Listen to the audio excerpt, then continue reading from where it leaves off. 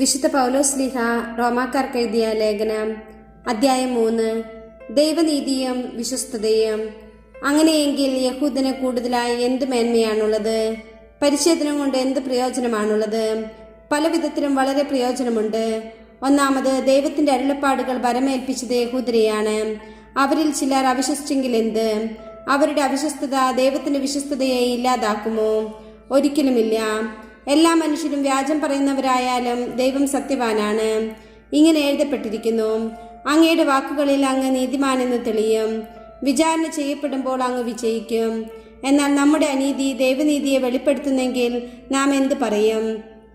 മാനുഷികമായ രീതിയിൽ ഞാൻ ചോദിക്കട്ടെ, നമ്മുടെ നേരെ കോപിക്കുന്ന ദൈവം നീതിയില്ലാത്തവനെന്നോ?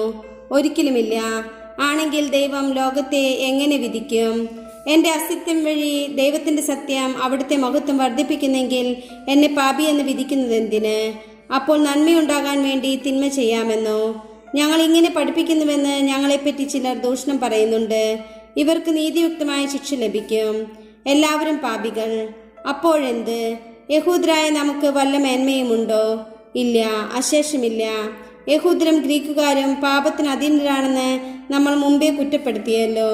ഇങ്ങനെ എഴുതപ്പെട്ടിരിക്കുന്നു: നീതിമാനായ ആരുമില്ല, ഒരുവൻ പോലുമില്ല. കാര്യം ഗ്രഹിക്കുന്നവനില്ല, ദൈവത്തെ അന്വേഷിക്കുന്നവനില്ല. എല്ലാവരും വഴിതെറ്റിപ്പോയി, എല്ലാവർക്കും ഒന്നടങ്കം തെറ്റുപറ്റിയിരിക്കുന്നു. നന്മ ചെയ്യുന്നവനില്ല, ഒരുവനുമില്ല. അവരുടെ തൊണ്ട തുറന്ന ശവക്കുഴിയാണ്. അവർ തങ്ങളുടെ നാവ് വഞ്ചനയ്ക്ക് ഉപയോഗിക്കുന്നു.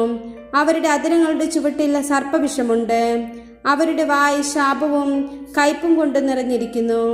അവരുടെ പാദങ്ങൾ രക്തം ചൊരിയാൻ വെമ്പുന്നു. അവരുടെ പാതകളിൽ നാശവും ക്ലേശവും പതിയിരിക്കുന്നു.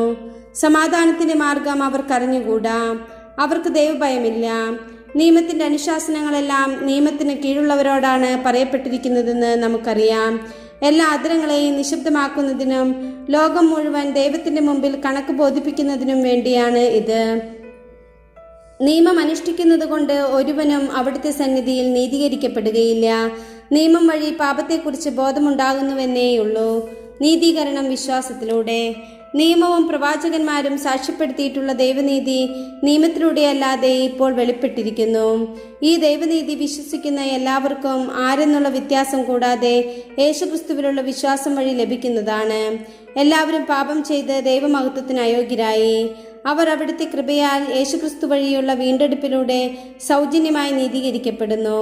വിശ്വാസം വഴി സംലബ്ധമാകുന്ന രക്തം കൊണ്ടുള്ള പാപപരിഹാരമായി ദൈവം അവനെ നിശ്ചയിച്ചു തന്നു.